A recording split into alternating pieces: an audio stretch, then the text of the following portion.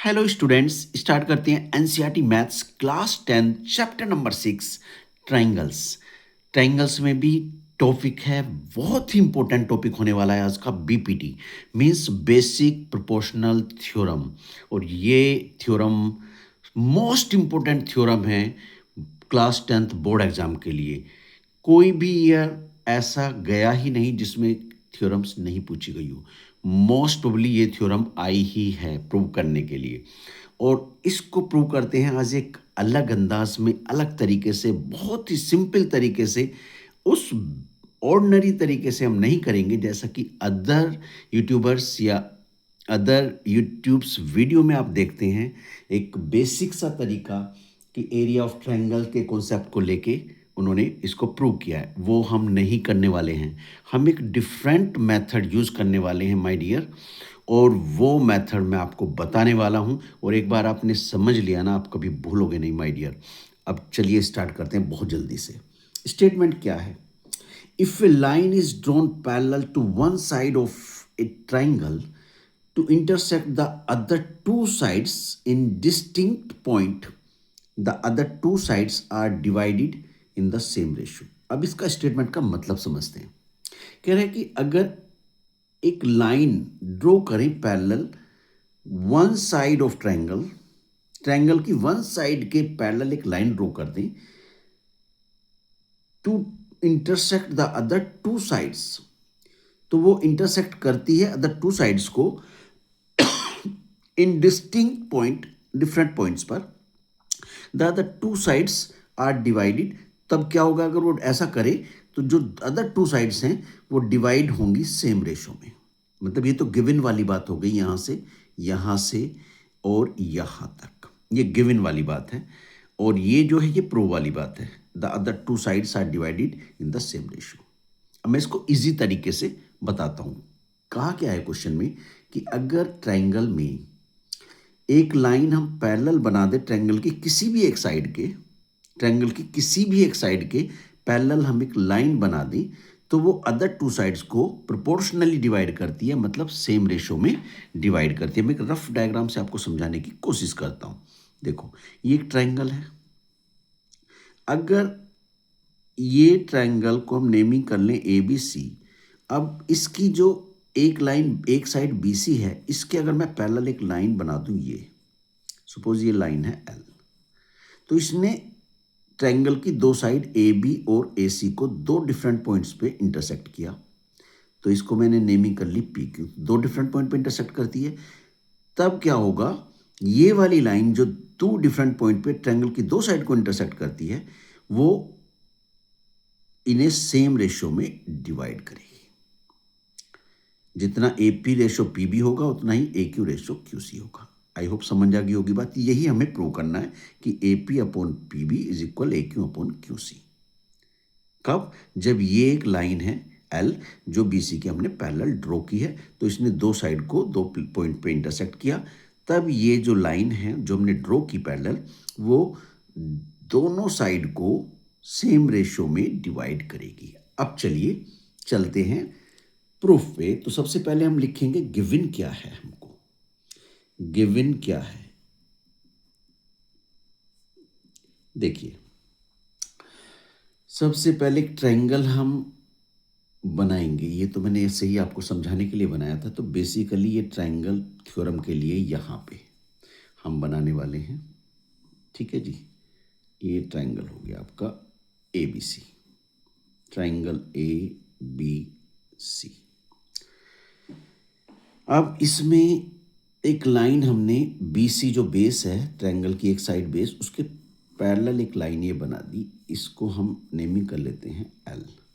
और यहाँ पे ए बी पे एक पॉइंट ले लेते हैं पी, जहाँ इसने इंटरसेक्ट किया, और ए सी को कहाँ इंटरसेक्ट किया? क्यू पे। ठीक है जी, इतनी बात हमको गिवन क्या हो गई? In triangle A B C line L is parallel to BC and intersect and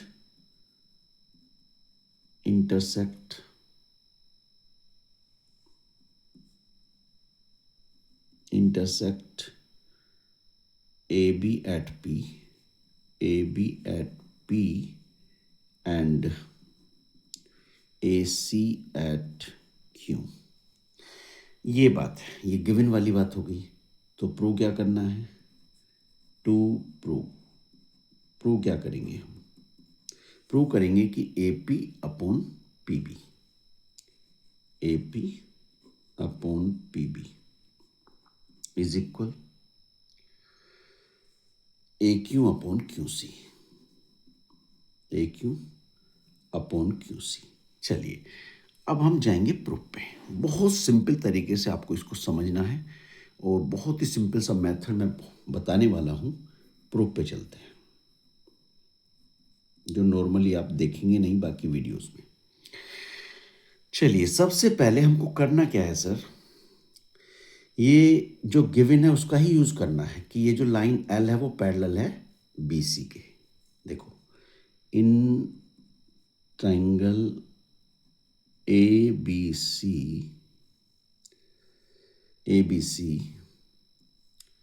L is parallel to BC। ये हमको गिवन था, ये गिवन पार्ट है, बस इसी का यूज करना है हमको। अगर ये पैरेलल है लाइन L तो हम कह सकते हैं कि एंगल P एंगल B के इक्वल होगा, कोरस्पोंडिंग एंगल्स। भाई पैरेलल लाइन क्या करता है? देखिए अगर हमारे पास दो लाइन पैरेलल है और एक ये ट्रांसवर्सल, सेम कंडीशन देखो, L और BC पैरेलल है और ये ट्रांसवर्सल का काम कर रही है, वैसे ही AC भी ट्रांसवर्सल का काम कर रही है। तब उसमें कोरस्पोंडिंग एंगल्स का कॉन्सेप्ट क्या है? पैरेलल लाइन और ये है ट्रांसवर्सल। तो ये ट्रांसवर्सल के एक साइड में देखना है आपको, या तो लेफ्ट में देखो या राइट में, और पैरेलल लाइन के या तो ऊपर ऊपर देखो या नीचे नीचे, मतलब सीक्वेंस में एक जैसे एंगल्स का होना। देखिए ट्रांसवर्सल के लेफ्ट में ये एंगल भी लेफ्ट में है, ये भी लेफ्ट में है, ये भी पैरेलल लाइन के ऊपर है, ये भी पैरेलल लाइन के ऊपर है, तो इन्हें बोलेंगे कोरस्पोंडिंग। क्या बोलेंगे इनको? कोरस्पोंडिंग। ऐसे ही ये एंगल भी क्या बोले जाएंगे? कोरस्पोंडिंग। ठीक है, ये भी देखो राइट साइड में है और ये भी राइट साइड में है ट्रांसवर्सल के, और ये पैरेलल लाइन के ऊपर है, ये भी पैरेलल लाइन के ऊपर है, ये भी कोरस्पोंडिंग। अगर मैं देखूं ये और ये भी कोरस्पोंडिंग है, क्योंकि दोनों ही ट्रांसवर्सल के राइट साइड में है और पैरेलल लाइन के नीचे है। तो सीक्वेंस में एक जैसे एंगल जो होते हैं उन्हें हम बोलते हैं कोरस्पोंडिंग एंगल्स। ठीक है जी, चलिए मैंने रिमाइंड करा दी है बात। तो अब मैं कह सकता हूं क्या angle P is equal angle B, corresponding. ठीक है ना, बोल सकता हूं। देखो तो मैं लिख सकता हूं angle P is equal angle B, angle B लिख सकता हूं ना। वैसे ही मैं कह सकता हूं कि angle Q is equal angle C, बोल सकता हूं। ये भी वही सेम कोरस्पोंडिंग एंगल्स बन रहे हैं, तो मैं बोल सकता हूं angle Q is equal angle C, और दोनों का सेम रीजन है तो मैं एक साथ ही लिख रहा हूं, रीजन जरूर देना है।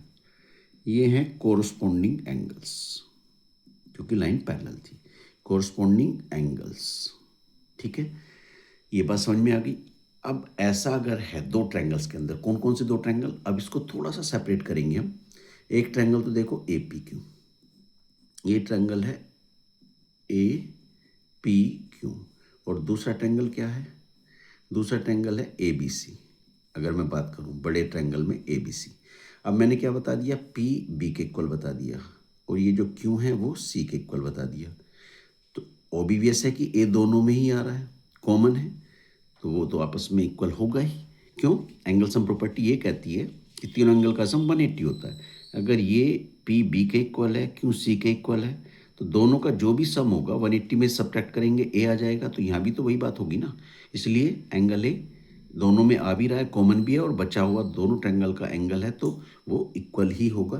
तो हम कह सकते हैं, उसको लिखें या ना लिखें, A is common, angle A is equal angle A, ये हो गया कॉमन। आप इसको नहीं भी लिखते तो भी चलता, क्योंकि प्रॉपर्टी क्या है? प्रॉपर्टी है सिमिलैरिटी की एंगल एंगल पोस्टुलेट या एंगल एंगल एंगल पोस्टुलेट, मतलब एक ही है। हम शॉर्ट में दो एंगल को इक्वल बता दें तो थर्ड तो ऑब्वियस इक्वल हो ही जाता है एंगल सम प्रॉपर्टी से। सो हेंस ट्राइंगल कौन सा, सीक्वेंस का बहुत इसमें मैटर होता है। जैसे अगर मैं बात करूं ए पी क्यू नाम लूं, तो ए तो ए के इक्वल था, पी किसके इक्वल था, बी के। तो ए पी क्यू बोला तो यहाँ बोलूंगा ए बी सी, जैसे वो एंगल्स इक्वल है वैसे ही उनका नेमिंग करना है, बस ये ध्यान रखना है। Hence triangle A P Q it's similar, ये सिमिलर का सिंबल होता है to triangle A B C, A B C. क्यों, रीजन क्या है, बाई एंगल एंगल या एंगल एंगल एंगल भी बोल सकते हैं, angle angle postulate. Postulate, postulate का मतलब है सिमिलैरिटी का criteria, criteria of similarity, that's postulate. ठीक है, प्रूफ है ये स्टेटमेंट। ठीक है, पोस्टुलेट। ठीक है, अब हम चलते हैं आगे। हमने सिमिलर कर दिया। अब सिमिलर अगर हमने कर दिया, ट्रायंगल सिमिलर हैं, तो सिमिलैरिटी का कॉन्सेप्ट क्या है, दो बातों पे डिपेंड करता है भाई। कोरस्पॉन्डिंग एंगल्स आपके इक्वल होने चाहिए, या क्या होना चाहिए, कोरस्पॉन्डिंग साइड्स में जो रेशो है वो सेम होना चाहिए। मैं लिख देता हूँ इस बात को भी।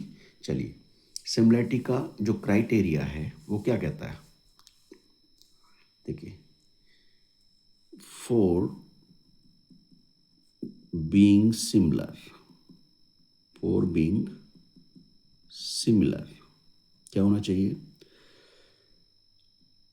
Corresponding angles, corresponding angles should be equal.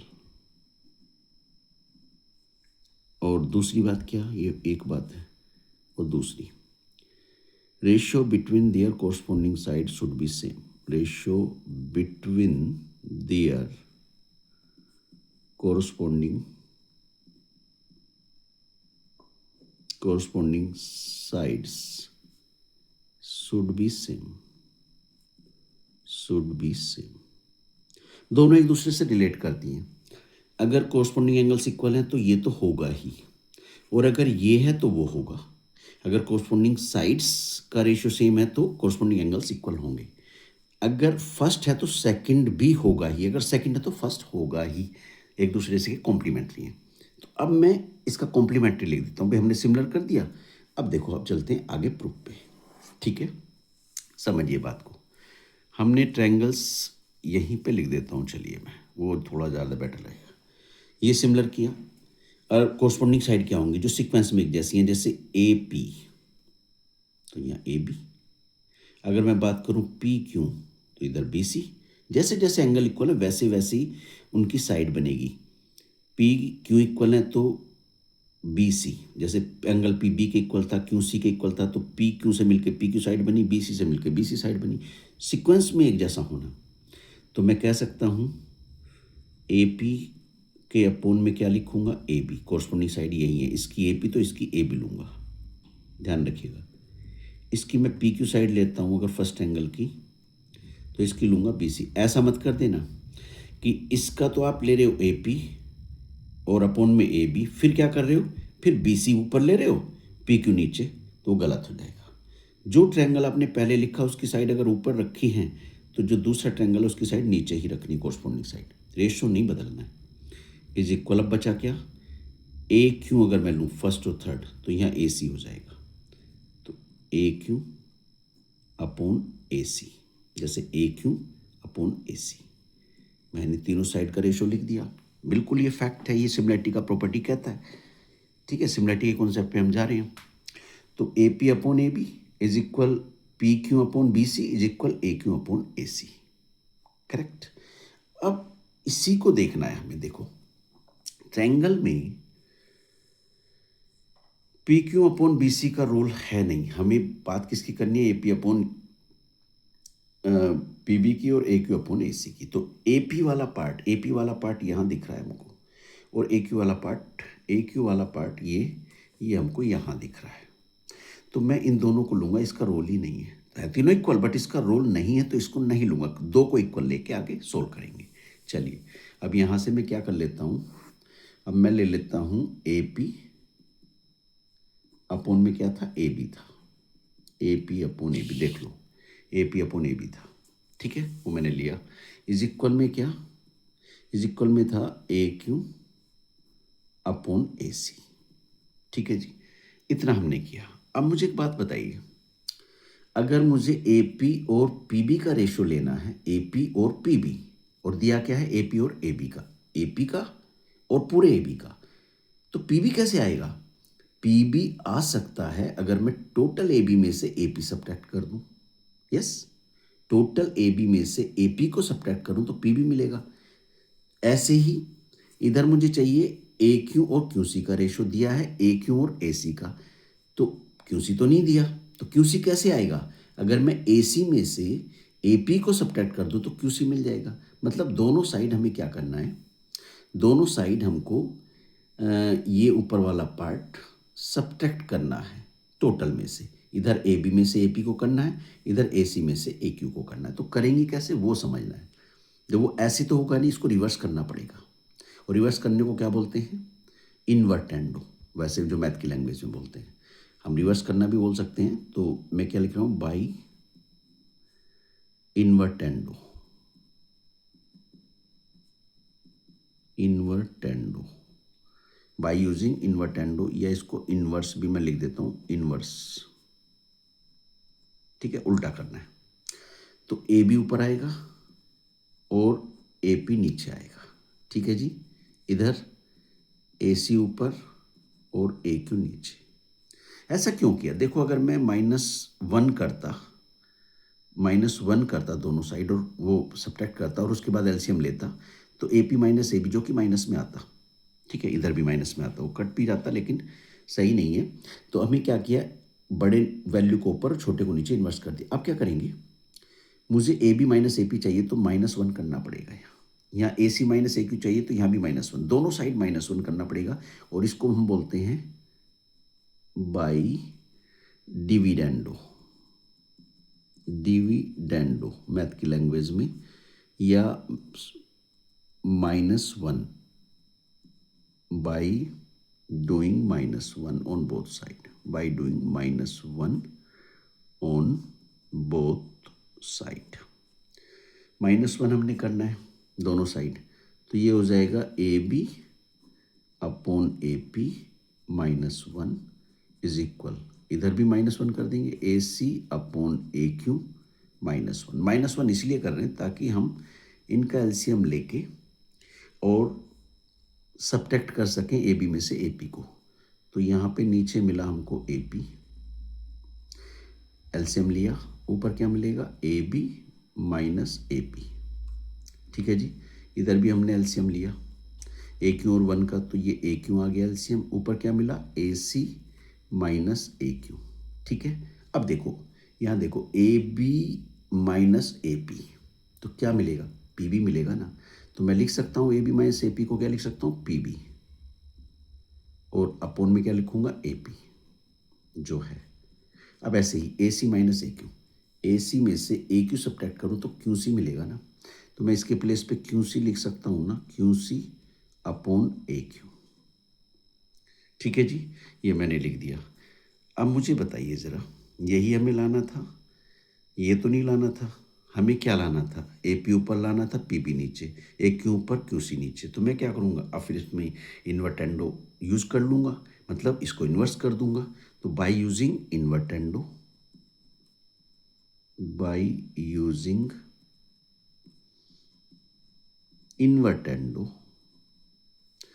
तो क्या बन जाएगा, ए पी ऊपर पी बी नीचे इज इक्वल ए क्यू ऊपर क्यू सी नीचे। यही हमको प्रूव करना था, कुछ और करना था सर, हो गया ना, कितना सिंपल है, हैंस प्रूव्ड। एक बार इसको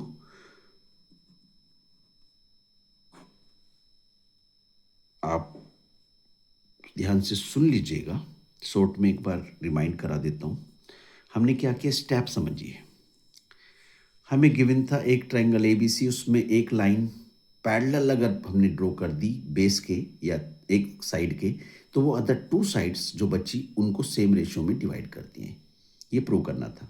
गिवन पार्ट हो गया, लाइन हमने पैरेलल ड्रॉ की थर्ड साइड के या एक साइड के, और जो प्रूव वाली पार्ट है वो हो गया कि सेम रेशियो में दोनों साइड को वो डिवाइड करेगी। ठीक, तो हमने क्या किया, इसी बात को पकड़ा कि ये जो पैरेलल लाइन थी बेस के, बस इसको हमने लिया। सबसे पहला काम वही था, गिवन का यूज़ किया।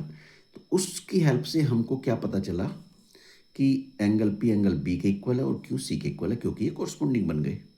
इस पैरेलल लाइन होने की वजह से, एल बी सी के पैरेलल होने की वजह से पी बी के कोरस्पोंडिंग हो गया और क्यू सी के इक्वल हो गए। और जब दो दो एंगल इक्वल हैं, दो डिफरेंट एंगल में, ए पी क्यू में और ए बी सी में, तो ये ट्रायंगल सिमिलर हो गए। कौन सी पोस्टुलेट से, कौन सी प्रॉपर्टी से? Similarity of criteria, angle angle postulate. ठीक है, तो जब ट्रायंगल सिमिलर होते हैं तो उनकी कोरस्पोंडिंग साइड्स का रेशो भी सेम रहता है। ये प्रॉपर्टी कहती है सिमिलरिटी की। तो मैंने वही किया, इनकी कोरस्पोंडिंग साइड को रेशो में रख दिया। A P upon A B रख दिया is equal P Q upon B C रख दिया is equal A Q upon A C रख दिया। अब हमें यूज़ किसका है वो प्रूफ पे डिपेंड करेगा कि हमको प्रूव क्या करना था। A P upon P B, A Q upon Q C, मतलब ए पी वाला पार्ट यहाँ पे आ रहा है, ए क्यू वाला पार्ट यहाँ पे आ रहा है, तो इन दोनों को हमने यूज़ किया, इसको यूज़ किया ही नहीं। वैसे तो तीनों इक्वल हैं रेशो में। ठीक है, हमने इन दोनों को लिखा।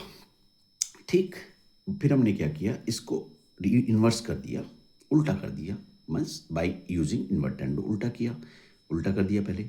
फिर -1 कर दिया, दूसरा स्टेप। उसके बाद -1 करके एलसीएम लेके हमको P B upon A P मिला और Q C upon A P मिला। फिर हमने उसको फिर रिवर्स कर दिया, मतलब इन्वर्टेंडो यूज़ कर दिया, तो हमको हमारा रिक्वायर्ड टर्म मिल गया जो कि हमें प्रूव करना था।